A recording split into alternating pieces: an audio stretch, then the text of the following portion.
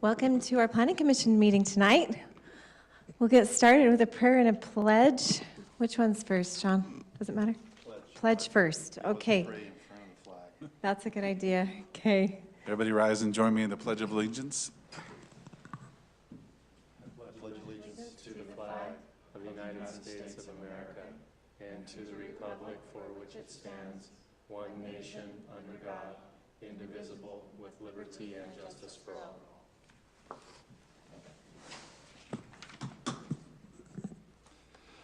Our eternal Father in heaven, we come before thee at the beginning of this Planning Commission meeting where we express our gratitude for this community that we live in, for the good neighbors that surround us, and for the opportunity that we each have to take part in this process.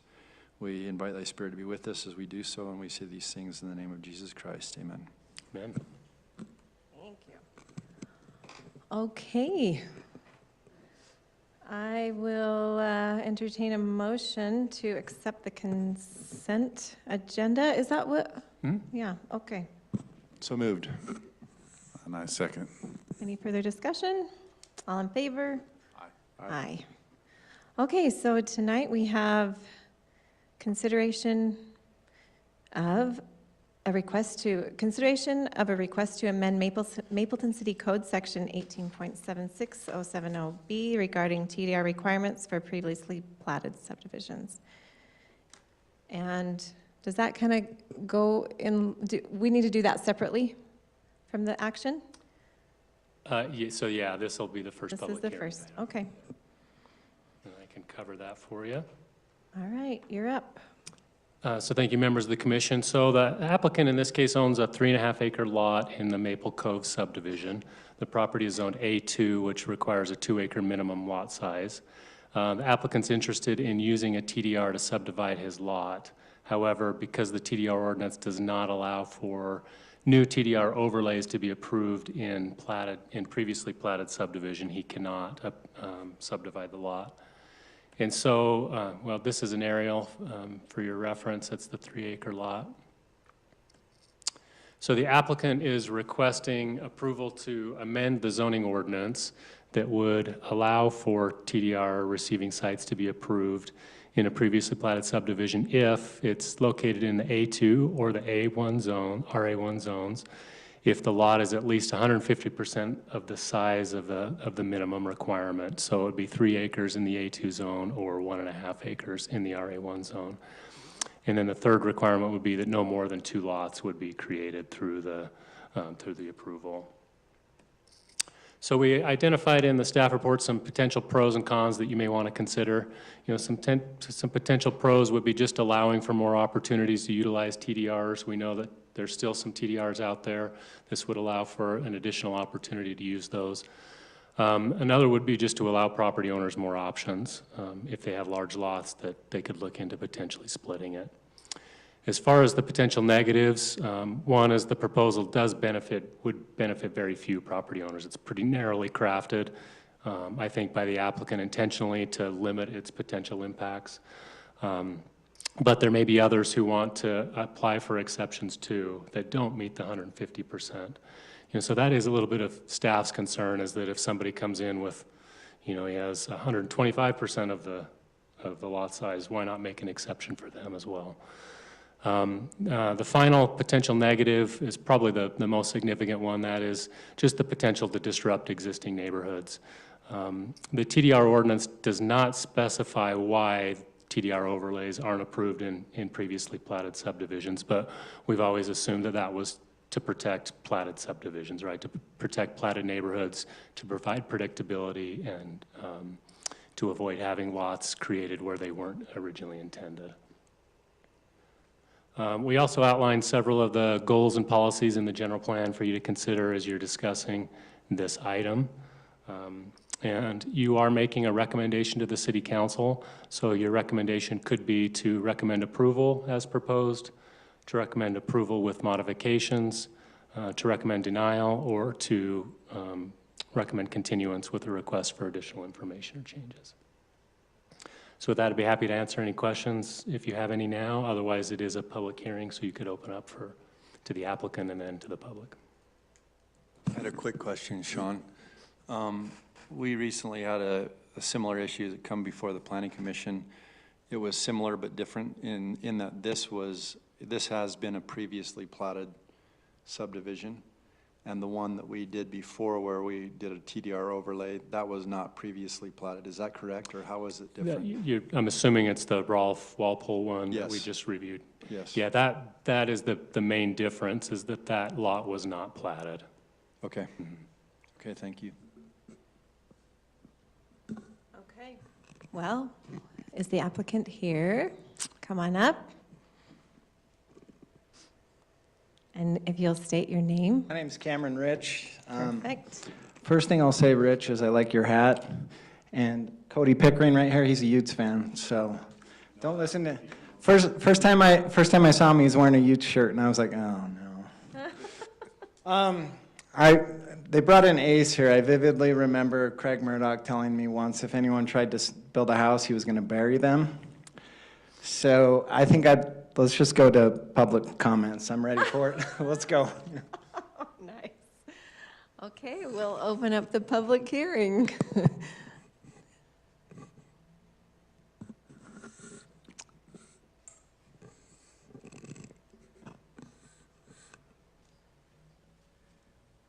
Barbara Pratt, 145 North, 1800 East, a neighbor.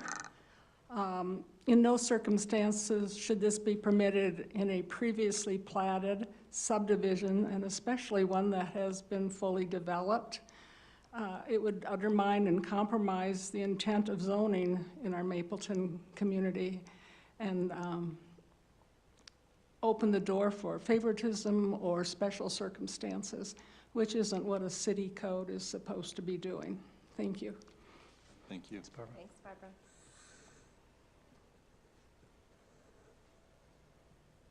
And everybody that wrote a letter to Sean, you need to know that all of us planning commissioners, we get those letters and we read through them all. So we appreciate that, you taking the effort to do that. Do you want us to comment any more, or just You don't have to unless you want to. Yeah, if there's anything additional to what you put in your letter, otherwise, we definitely did look through those. My name's Craig Murdoch. I live at 1893 East, 400 North. I grew up out in Orem when it was nothing but orchards and fields and a 6-lane road going down through the middle of Orem. I never realized as a kid what all that big road was until about the mid to the 70s and that, when it come to the realization why them fathers put that 6-lane road going down through the middle of Orem. And that's because Orem turned from a bedroom community from Provo to the metropolis that it is now. So in the early 80s, I'd had a feel of Orem, and I decided I wanted to go someplace and live to where I'm not got neighbors sitting right next to my porch to where you had room to breathe. And we started looking at property and that, and ended up coming over here to Mapleton. And at that time, in the early 80s, there was that subdivision of that Maple Cove property that was going in. And at that time, it was zoned 2.5 acres and 250 feet of frontage in order to get a building permit. That had to be the minimum size. That whole bench area was 2.5 acres.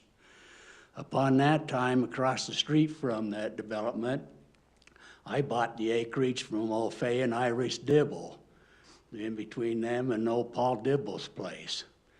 And in 1990, we decided and started commence of the construction of the home. And the reason for that was all the subdivisions and all the property up in there, you had to have that minimum of 2.5 acres and 250 feet of frontage in order to get a building permit.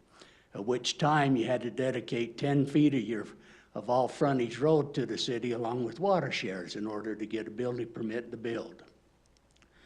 With that, the decision was if that was going to be the size of a subdivision, that was an area I wanted to live in. I didn't want to live in high-density subdivisions anymore, or I'd have stayed in Orem. So over the years, and that, a lot of the initial property owners in that subdivision have come and gone. When I moved over there, there was only 7 buildings on that homes on that whole subdivision. Now I think there's 12. In 2015, Lloyd Aldridge, That's right. and the Lovelaces teamed up and came to this committee to do the same thing as what we're here today for.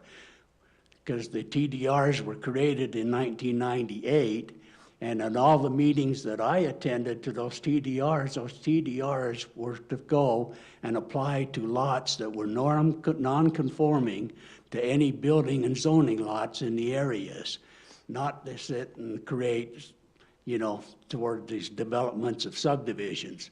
They were created for that purpose, for non-conforming lots that people could do things with. At that time, the Lovelaces and the Aldridges looked at this same thing on the property that now Chris Jensen's living on. It's the old Taylor Harper's plat. And that consisted of a little bit around 3.5, a little bit over 3.5, I think it came to 3.4 acres, which since that time, half acre has been sold off to old Jordan Hall and that. But they were looking at the same thing, and Lovelaces owned 2 other homes in that subdivision. Their whole thing was to turn into rental properties. And we fought that, and the city decided to deny that permit or that TDRs to go towards that property because there wasn't a total of 2 2-acre lots in order to put that TDR towards that. So it was denied. If we start to allow this thing to happen, all we're doing is opening up a whole can of worms. That subdivision in that area has the potential. It's got 12 homes on it now. If something like this is allowed to happen, you could put an additional 12 to 24 homes in that, taking that 12-home subdivision to 36. And we might as well move back to Provo-Norham with the high-density subdivisions. This is the reason why some of us invested the money that we did and moved into that area, was those fathers at that time in the city council and the planning meeting was to where that would be not high-density homes in that area. And we hold it to where it should be that same way to this day. We have allowed building contractors to come in, take property, and sidestep the zonings with these TDRs to put in more homes into an area than what the area is zoned for. It's been the blight of the city. And those TDRs were initially created to help people, not to cause more intensity of homes and to apply towards non-compliant lots. So I am totally against this, and I'm totally against any time that we take and try to put more homes into an area that's zoned for a certain way it should be. And that's where I stand. Thank And you, I've Mr. fought it Murray. for these 30-some odd years now, and I don't care who the developer is. Thank you. Nothing against you,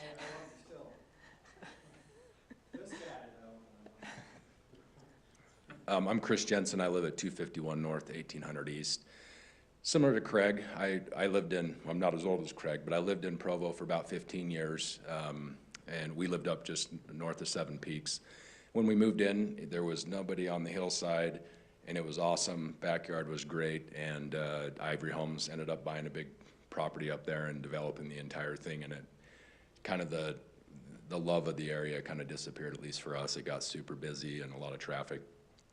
When we bought down here, I have a 2.74 acres or something, and most people have given me a hard time because I don't have horses, and I never will, but I do have a pasture on the side, and I enjoy that. We enjoy having the space and have no intention of splitting that off or doing anything different. And it was one of the things that we loved about the neighborhood was there was green space or space next to all the homes, and it's a nice neighborhood. And I feel like if we start somewhere, I think it was shown up here, this is pretty targeted. I mean, it really just benefits a small group, but I do think We've all been around the block long enough. You start letting somebody in or do some changes or whatever, more and more changes happen. And can this be the reality for ever? Maybe not. You know, at some point in the future, maybe that's a reality. I think, not to mention any names, but I've spoken to a lot of my neighbors, and the reality is, if something like this were to move forward, it would need to be more of an approach by an entire community, or maybe the bulk majority of the area that we're talking about. But I think at this moment, it seems to be pretty targeted to one spot. So for myself and my family, we're opposed to it at this point, but thank you. Thank you.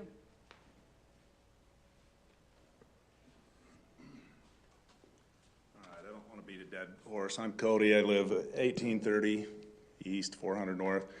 I think I put it in the letter, but the big issue to me is I don't like the idea of having a platted subdivision that people have said, yeah, I want to live here because I feel secure that this isn't going to change. But I'm not against change if it's something that people want in that area, right? So, you know, I bought my place, and maybe I would have bought it with a home right between Cameron and I, but maybe not, you know, but it's nice to say, hey, look, we know there's some space here, and we like that. I just would want the city to, planning commission and city council say, okay, hey, there's a big difference between platted and recorded subdivisions that are built out than new subdivisions. I'm a builder, I'm for growth, I make my living that way, but and we've had zone changes that we've gone through and all of that, and I respect that, but I think when we have existing stuff that people have invested in and made their decisions on, I think that just needs to be protected.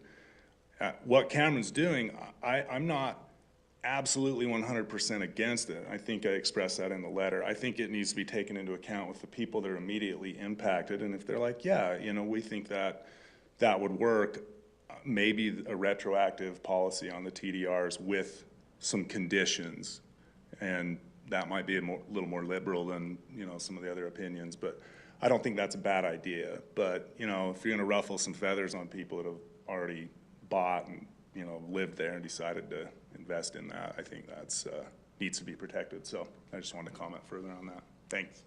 Thanks, Cody. Anyone else? Okay, seeing none, we'll close the public hearing. Okay. Any comments?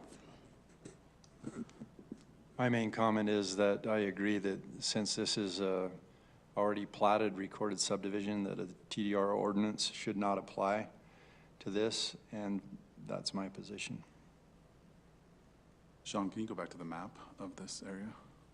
So I'm with Rich as far as this is not the right instance to make an exception to the TDRs, but with the letters that have been written and with Cody's comments and some of the other comments, there's been other neighborhoods in Mapleton where the neighbors got together, correct me if I'm wrong, down here by the new Maverick, where they came together and they changed the zoning of the entire plat.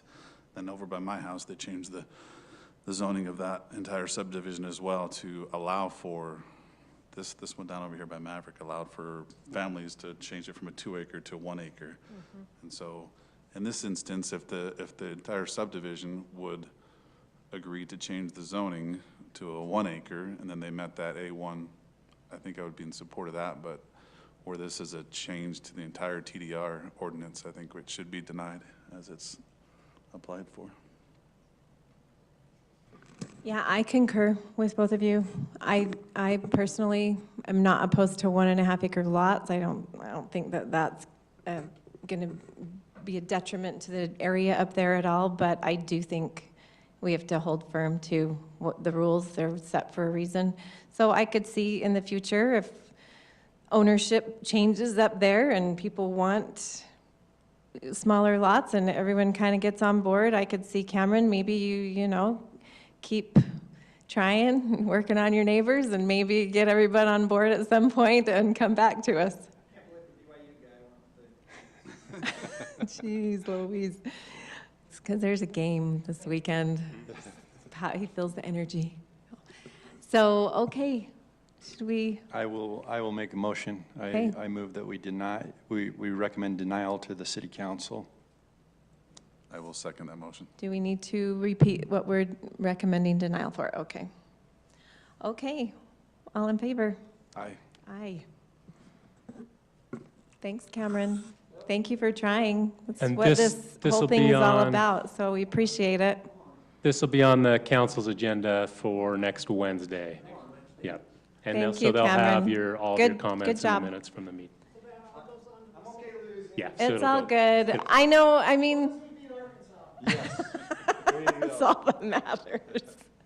Thank you, thank you. Sure. P.S. This whole area is under our pressurized irrigation system. And if we start breaking up all these lots and making it smaller lots, we can't set them up to handle it. You're talking about your private system, right? Yeah, they have a private system. You're not on the that's- city system. This is our own system. I have my own system in my neighborhood as well, and it's different than the city system. Yeah. But also, I mean, every single one of us live in Mapleton as a result of a zoning change. There was some point, Right. clear back in the history of Mapleton, that it was owned by 4 or 5 people.